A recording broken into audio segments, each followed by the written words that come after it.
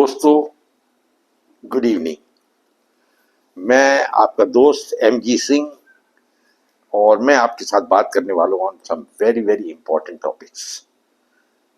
Before I start, मैं आपसे request करूंगा कि मेरे चैनल को आप सब्सक्राइब करिए और if you like it please stick mark it. और नॉट ओनली सब्सक्राइब करिए, आप शेयर करिए और कमेंट करिए, क्योंकि अब मैं एक ऐसे टॉपिक पे बात करने वाला हूँ जो आपको शॉक देगा। You will get shocked.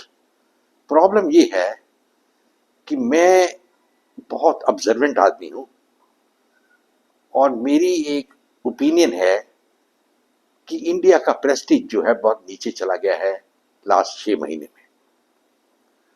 आप जानते हो मैं काफी ग्लोब ट्रॉटर भी हूं और इस कारण मुझे पूरी नब्ज है कि हिंदुस्तान की क्या इज्जत है इंडिया के बाहर। बाहर के लोग हिंदुस्तान को कैसे देख रहे हैं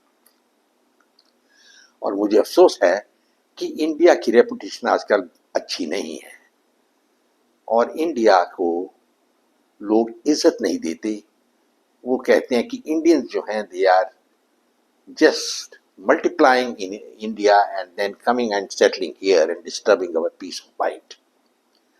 अभी लेटेस्ट न्यूज ये आई है मुझे ऑस्ट्रेलिया से कि ऑस्ट्रेलियन गवर्नमेंट ने 6 स्टेट्स जो हैं नॉर्थ इंडिया से, starting from Gujarat, Punjab, Uttar Pradesh and Jammu and Kashmir, उन वहां से स्टूडेंट्स को बैन कर दिया तकरीबन। They don't want the students to come and study in Australia. ये बहुत बड़ा धक्का है, ब्लो है और मेरे ख्याल में हिंदुस्तान की बेइज्जती भी है इसमें। सेकेंडली, अमेरिका में आप जानते हो कैसा माहौल चल रहा है, कनाडा में भी, और बहुत सारी इलीगल जो इंडियंस हैं और जिनके पास H1B वीसा भी हैं उनको वो पकड़ पकड़ के बाहर निकाल रहे हैं जैसे चूहों को निकालते हैं बाहर।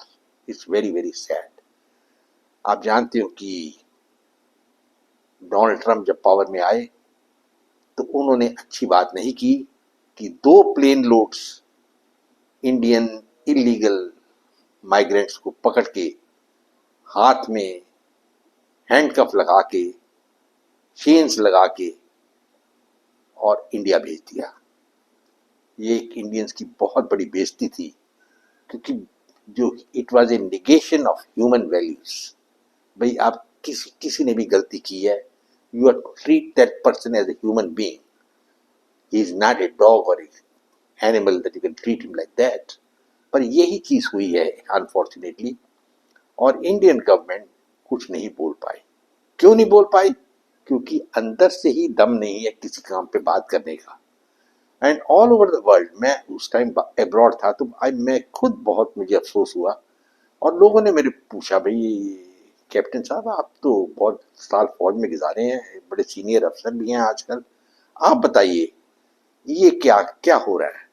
कैसे है कि हिंदुस्तानियों को हथकड़ी लगा के वापस भेजा जा रहा है?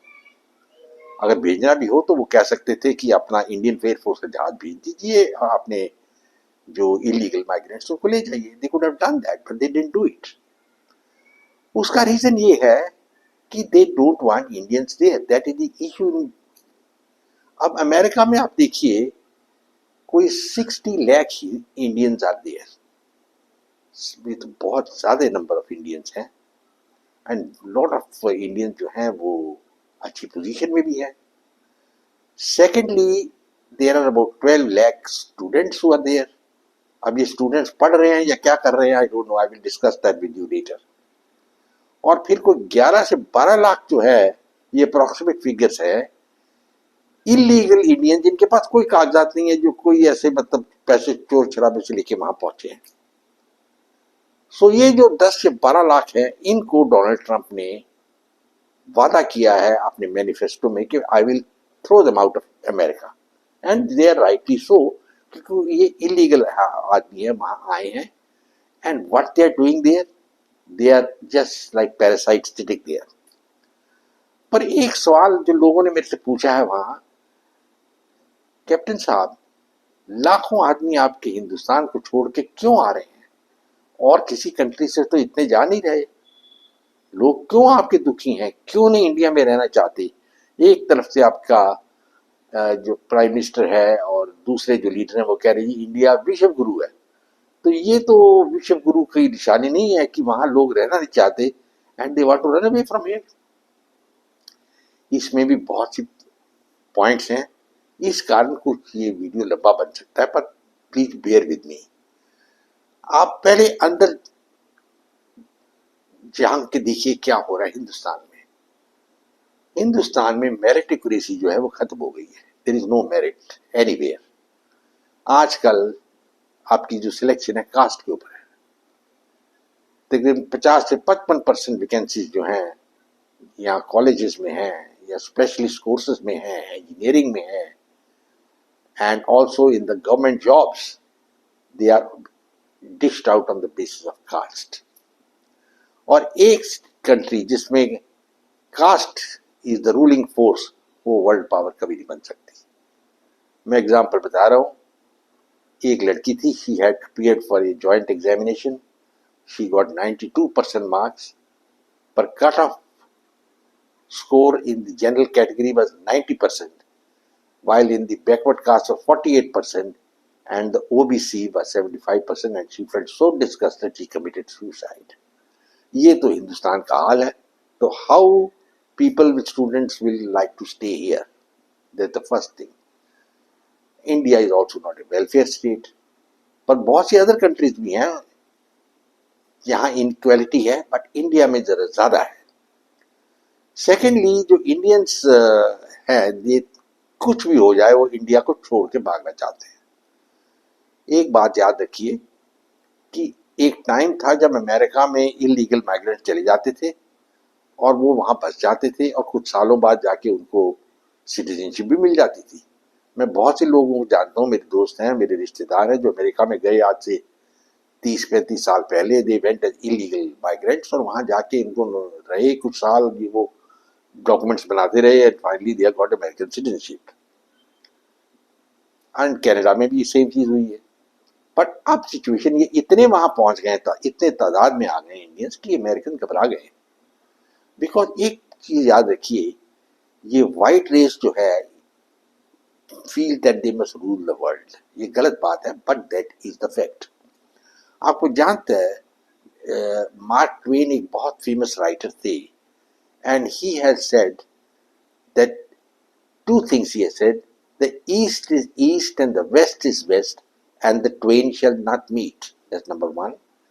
Secondly, he has the east is the white man's burden. I mean, this is all nonsense what he was writing, but it shows his superiority complex for the white race. And America में आप जानते हो negroes का क्या हाल था। उनको कुत्तों की तरह, वाइल्ड डॉग्स को जैसे हंट करते हैं, उनको हंट करते थे जस्ट अबाउट 100 years बैक। ये वाइट अपनी शॉर्ट गन लेके they used to go and hunt the Negroes. So ये चीजें फैक्चुअल है। और मेरे ख्याल में अब जो एक जैसे वॉल्केनो निकलती है, ये वॉल्केनो निकल आई and they don't want Indians there now. ये बहुत बड़े एक प्रोफेसर हैं जिनकी मैं बहुत इज्जत करता हूँ, he is from Delaware university, मैं नाम नहीं लूंगा उनका, उनके अलग से चैनल है। उन्होंने कहा कि, एंड आई बिलीव हिम, कि जो व्हाइट रेस है they do not want even the brown skill and other people there, and वो सोच रहे हैं कि हम माइनॉरिटी में हो जाएंगे तो वो इन्हीं को पकड़ पकड़े, they don't want them there. तो ये हालत बहुत खराब है। कनाडा में आप जानते हो क्या हालत है। एक माइग्रेंट था आंध्र प्रदेश से, उसको एक अंग्रेज ने, हुआ 83 ईयर ओल्ड, उसको मार दिया। It was a race crime. Canada में भी वैसी हालत चल रही है, and there are lot of Indians in Canada also. And Canada में एक और प्रॉब्लम भी है, खालिस्तानियों ने एक और प्रॉब्लम क्रिएट कर रखी है, बिकॉज ये झूठ बोल के वहां जाते हैं कि जी हमको इंडियन गवर्नमेंट परसिक्यूट कर रही है और हमें असाइलम मिलना चाहिए, and the Canadian government wants to believe them and they give them asylum, and these people are going to create more and more problems for Canada only. England में भी वैसी हालत ही चल रही है। सर्टन सिख एमपीज वगैरह जो हैं, they are deadly opposed to India. ऐसे आदमियों को तो कहते हैं ना पंजाबी में, डंडा मारना चाहिए, that is what is required. But Indian government जो है थोड़ी जैसे अहिंसा में बिलीव करती है, मैं तो यही कह सकता हूँ, कोई स्ट्रॉन्ग स्टैंड नहीं ले पाते। मैं नहीं मोदी को ब्लेम कर रहा, आई एम सेइंग ये थ्रू आउट ही हिस्ट्री ऐसा चलता रहा। And Modi is no different from से नेहरू और नरसिम्हा राव एंड अदर्स। नरसिम्हा राव के राज में आपको याद होगा कि कैसे हिंदुओं को मार मार के कश्मीर वैली से बाहर निकाल दिया, और नरसिम्हा राव जी ने क्या किया? Nothing. He was sitting on his haunches, on his haunches. ये तो फैक्ट बात है। अब सिचुएशन अमेरिका में बहुत खराब है। इंडियन जो है आजकल, 3 इलीगल इंडियन जो है, उन्होंने 3 रास्ते पकड़े हुए हैं जाने के लिए अमेरिका। वो सब आपको मालूम है कैसे जाते हैं। 70-80 लाख रुपए देते हैं, कोई 50 लाख देता है। और जो सबसे डेंजरस रूट है वो साउथ अमेरिका के थ्रू है, एंड वो जाते हैं थ्रू मैक्सिको, फिर दीवार क्रॉस करते हैं जंगलों में से, and many die on the way. पर एक उनको एक चार्म है, कि हम अमेरिका जाएंगे कुछ भी हो जाएगा, बिकॉज अमेरिका की इमेज है as the El Dorado of the East of the world. El Dorado क्या था? It was the city of gold. तो that is the reason Indians वहां जा रहे हैं, बिकॉज इंडियंस में, जैसे मैंने बताया आपको, कास्ट सिस्टम है, डर्टीनेस है, सिविक सेंस नहीं है, वेलफेयर स्टेट नहीं है। एंड अफसोस की बात है कि नरेंद्र मोदी जी एंड बहुत सारे लीडर्स उनके कई बार बोलते हैं जी इंडिया विश्व गुरु है। Well, if India is a विश्व गुरु, मुझे लोगों ने पूछा भी आप अगर विश्व गुरु हो तो आपसे स्टूडेंट्स वगैरह से भाग के क्यों आते हैं अमेरिका और सब, और ऑस्ट्रेलिया ने क्यों 6 स्टेट्स के बैन कर दी? उसका रीजन ये है कि जितने भी इंडियन स्टूडेंट्स बाहर जाते हैं ना, इस वक्त जो 12 लाख जाते हैं, वो पढ़ना उनका सेकेंडरी काम है। बेसिकली उनका एक ही एम है कि थोड़ा बहुत पढ़ लेंगे, डिग्री मिल गई ठीक है, नहीं तो हम वापस नहीं जाएंगे India, we settle down there. और फिर ये इलीगल माइग्रेंट्स हैं, ये भी अब तादाद में जा रहे हैं। और अमेरिका बहुत बड़ा कंट्री है, आप जानते हो, it is 6 times the size of India. तो कहीं भी कोने में घुस जाएं और पता नहीं चल सकता, बिकॉज अभी भी तकरीबन 11 लाख इलीगल माइग्रेंट्स हैं। मैं नहीं समझ सकता कि डोनाल्ड ट्रंप अपने 4 साल टेन्योर में 11 लाख आदमियों को आइडेंटिफाई करके बाहर भेज सकते हैं। पर ये जरूर अब होगा कि एक कलर बाहर आ जाएगी, और ये जो लोग गए हैं they will not have a good time. जो पहले वक्त था, बिकॉज पहले American believed in so many things, they thought we are the majority and let these few people come and work and have a good time also, तो वो इनको tolerate कर रहे थे। पर अब उन्होंने देखा कि जो टॉप पोजीशंस हैं वो इंडियंस ले रहे हैं। नासा में बहुत सारे साइंटिस्ट इंडियन हैं, वर्ल्ड बैंक का चेयरमैन इंडियन है, chief of FBI mister Kash Patel is an Indian, Pepsi का इंडियन है चीफ, गूगल का इंडियन है। So everywhere Indians are there and they are feeling suffocated. भाई ये क्या हो रहा है, ये कहाँ से आ गए ये इंडियंस ब्राउन स्किन वाले? और एक और हमारी प्रॉब्लम है कि हम इंटेग्रेट नहीं होते, उस सोसाइटी में जाते हैं, अपनी एक डिस्टिंक्ट आइडेंटिटी रखते हैं। जैसे गुजराती वो गुजराती रहेगा, सिख जो है वो गुरुद्वारे में जाकर इकट्ठे होकर कीर्तन गाते रहते हैं एवरी संडे, लंगर खा के आ गए। That is, there is no mix up with the local population and they remain a distinct identity. So ये nobody likes in America, neither in Canada nor in England, and जो European countries में ये इतने problem नहीं है, because वहाँ की language बार है, वहाँ फ्रेंच बोलते हैं, जर्मन बोलते हैं, और इंडिया में ये बहुत कम है जो लोग वहाँ जाते हैं। बट इंडिया की एक एडवांटेज है, इंग्लिश हमारी सेकेंड लैंग्वेज है, और तकरीबन 400 मिलियन इंडियंस को इंग्लिश आती है, which is more than the population of America. So इनके लिए इंग्लिश सीखना इज वेरी सिंपल, बिकॉज हमारा इंग्लिश में हर एक चीज तो इंडिया में इंग्लिश में होती है। पर अब एक न्यू टाइप ऑफ चीज आ गई है कि इवन जो अनपढ़ लोग हैं पर जिनके पास पैसा है, वो किस तरीके से 60-70 लाख देके, जिनको अंग्रेजी भी नहीं आती, वो सोचते हैं कि हम वहां चले जाएंगे अमेरिका में और हम ऐश करेंगे। You see, this is a wrong picture being created. But fact is, I agree कि अमेरिका में लाइफ बहुत अच्छी है, बिकॉज आप देख लीजिए, अगर इंडिया में पर कैपिटा इनकम $2000 साल की है, अमेरिका में तकरीबन 60 से 70,000 डॉलर है। So you can well imagine क्या पोजीशन है। पर जिन कंट्रीज की इकोनॉमी अच्छी है, स्ट्रांग है, वहां से लोग नहीं जाते। जैसे यूएई है, वहां से कौन जाता है अमेरिका कैन मार्क से इलीगल बन के, और नो बडी। सो सबसे ज्यादा इलीगल जहां से जा रहे हैं वो इंडिया से ही जाते हैं, और बांग्लादेश से जाएंगे या पाकिस्तान से जाएंगे, ये भी हमारे भाई हैं इस मामले में। So gentlemen, we are in a very precarious situation. अब सोचिए कि how are we going to get our prestige back in the West. अगर ये लोग ऐसे जाते ही रहेंगे, लाखों आदमी जाएंगे और पढ़ेंगे और सो कॉल्ड एजुकेशन लेंगे, और वो रिस्ट्रिक्शन लगा रहे हैं। अब रिस्ट्रिक्शन अमेरिका में ये भी लग गई है, कनाडा में भी लग गई है कि you can not work while you are doing studies. And H1 visa वाले जो लोग हैं उनको टारगेट कर रहे हैं। They are there for specific purpose. अगर आपका वो पर्पस पूरा हो गया तो आपको पकड़ के डिपोर्ट कर देंगे। दैट मीन्स पहले जो चीज होती थी कि आप H1 वीसा है आपके पास, आप जो कुछ भी कर लीजिए, कुछ काम ले लीजिए, चलते रहिए till you can get A green card. All that is not valid now. And lot of green card वाले भी जिन्होंने इलीगली कुछ तरीके से लिए उनको भी बाहर निकाल रहे हैं। एंड सेकेंडली, सबसे जो खराब सिचुएशन की है वो हमारे इलीगल माइग्रेंट्स ने की है। इन्होंने वहां जाके इतना कहर बचा दिया है कि nobody knows what's happening. These people have gone in lakhs and they have just spread over the country, and many of them don't know English, और फिर भी वहां पहुंच गए हैं। Of course they will learn the language, ऐसी बात नहीं है, पर पॉइंट है कि they are besmirching, एक अंग्रेजी का वर्ड है, the name of India. India का नाम अच्छा नहीं है अब। And Indian government has to seriously look into it कि आप घर सुधारें। घर कैसे सुधार सकते हैं? एक ही तरीका है, पहले तो कास्ट बेस्ड जॉब्स जो हैं एजुकेशन में, एडमिशन में, स्पेशलिस्ट कोर्स में खत्म कर दीजिए। पर इंडियन गवर्नमेंट जो है, या हमारी पॉलिटिकल लीडरशिप की बात कहूंगा मैं, ये वो नहीं करेंगे। दे डोंट माइंड कि आपकी जितनी मर्जी बेइज्जती होती जाए, वो कहते हैं कि हम तो पावर में रह जाएं, and they can only remain in power by doing such nefarious activities, by playing one caste against the other.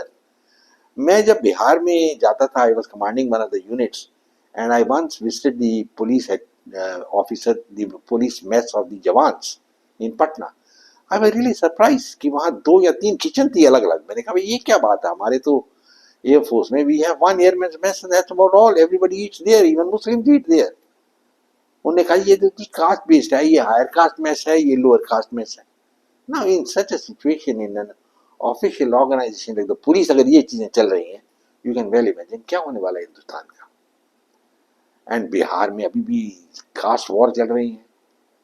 The senior cast जो हैं वो बहुत बार समझते हैं कि हमें जी लड़की लोअर कास्ट की तो हमारी एंटरटेनमेंट के लिए है। So there are so many things which are going on here, and but the world doesn't realize this. हम से रहे we are doing historical correction. What is that historical correction? तो कोई करेक्शन है नहीं, हिस्टोरिकल करेक्शन कर नहीं सकते, because India has remained a slave for 1000 years। 800 साल मुसलमानों के अंदर और 200 साल अंग्रेजों के अंदर। तो there is no historical correction. ये 1000 साल कैसे निकाल देंगे आप? So best thing to learn from these people, make India modern. Look at how Kemal Mustafa Ataturk made Turkey so modern.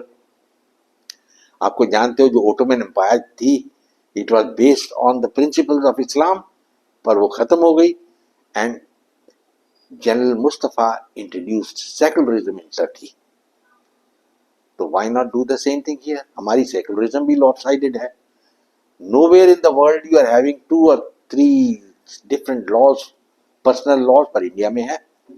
I have not crossed any country. I have gone to Muslim countries. I have traveled for a holiday in Kazakhstan. I have gone everywhere. I don't find any separate law for anybody. There is one law and everybody follows it. Whether you are in England or America or Canada or France, one law, you follow it. But India में special marriages act भी है. On top of it, we have the Sharia. Marriage is as per that.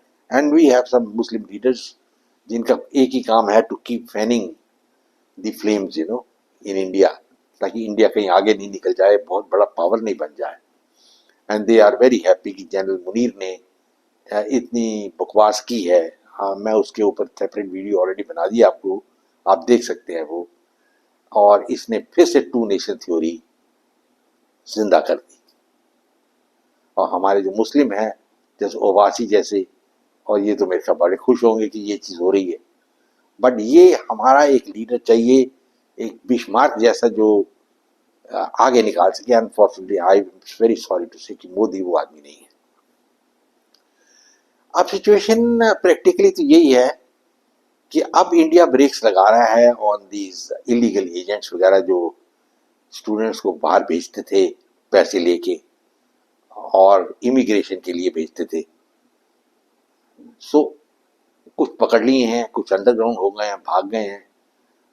But America के लिए एक problem है, एक समस्या खड़ी हो गई है कि इतने सारे इंडियंस वहां आ गए हैं कि उनको क्या करें।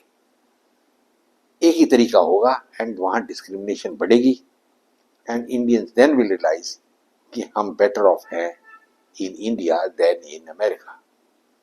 मैं जानता हूं, एक मेरे रिश्तेदार थे, वो very big man in Canada. मैं उनकी बात करता हूं, उनको गवर्नर जनरल का गोल्ड मेडल भी मिला था।